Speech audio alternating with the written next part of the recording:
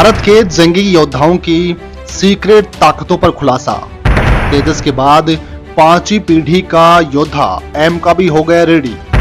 तेजस के बाद एमका के एल्गोरिदम ने अमेरिका को भी हिला दिया।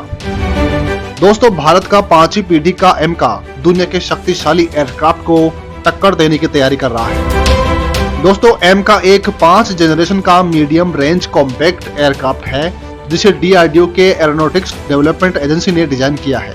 इसकी पहली उड़ान साल 2024 में तय की गई है और साल 2032 तक इसे वायुसेना को सौंप दिया जाएगा।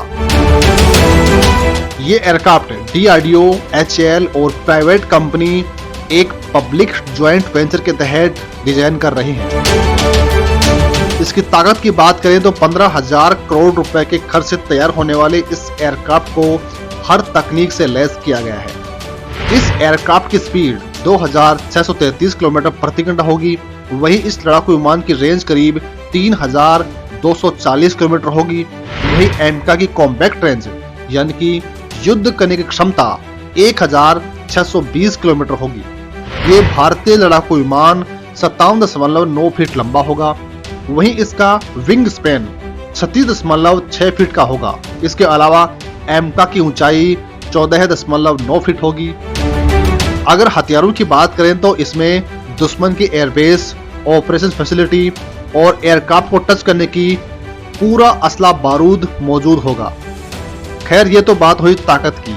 अब जानते हैं इस पर जो धमाकेदार खबर सामने आई है उसके बारे में।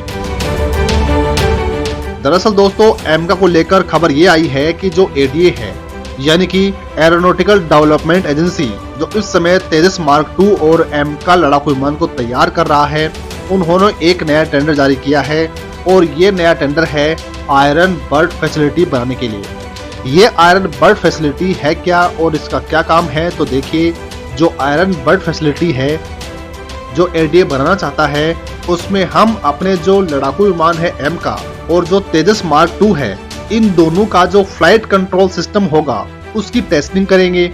और वैसे आपको बता दें कि आयरन बर्ड फैसिलिटी देखने में बिल्कुल साधारण सी होती है। एक तरीके से लड़ाकू विमान का ढांचा ही आप इसे कह लीजिए, लेकिन इसका काम बहुत ही ज्यादा स्पेशल होता है। इस लड़ाकू विमान की जो बहुत ही सेंसिटिव लेकिन बहुत ज्यादा अति महत्वपूर्ण टेक्नोलॉजी होती है, उसका टेस्ट आयरन बर्ड फैसिलिटी के जरिए ही होता है। आपको बता दें कि यह खबर एक और कारण से बहुत ही ज्यादा एक्साइटिंग और महत्वपूर्ण हो गई है। दरअसल इस खबर से हमें पता लग गया है कि एमका लड़ाकू विमान का निर्माण कार्य कहां तक पहुंच गया है। दरअसल जब आयरन बर्ड फैसिलिटी की बात आती है, इसका मतलब हम लड़ाकू विमान की जितनी टेक्नोलॉजी है इसे असेंबल करके यानी कि आपस में जोड़कर एक लड़ाकू विमान का निर्माण कर रहे हैं। जैसे कि कॉकपिट हो गया, हाइड्रोलिक है, एवियोनिक्स है, इसके अलावा दूसरे अन्य तकनीक। इन सभी को आपस में असेंबल करने से पहले आयरन बर्ड फैसिलिटी पर इसकी टेस्टिंग होती है। पहले टेक्नोलॉजी को अलग अलग करके टेस्ट किया जाता है, फिर उसके बाद में उसका कोरिलेशन देखते हैं, यानी कि जो लड़ाकू विमान के हिस्से हैं, जो उसकी टेक्नोलॉजी है, क्या वो सही तरीके से काम कर रही है या फिर नहीं। अगर इसमें कुछ माल फंक्शन है या हमारे प्लान के हिसाब से काम नहीं कर रहा है तो उसे तुरंत ठीक किया जाता है। इससे आप समझ सकते हैं कि आयरन बर्ड फैसिलिटी कितनी अहम इंपॉर्टेंट चीज है और साथ ही हमें ये भी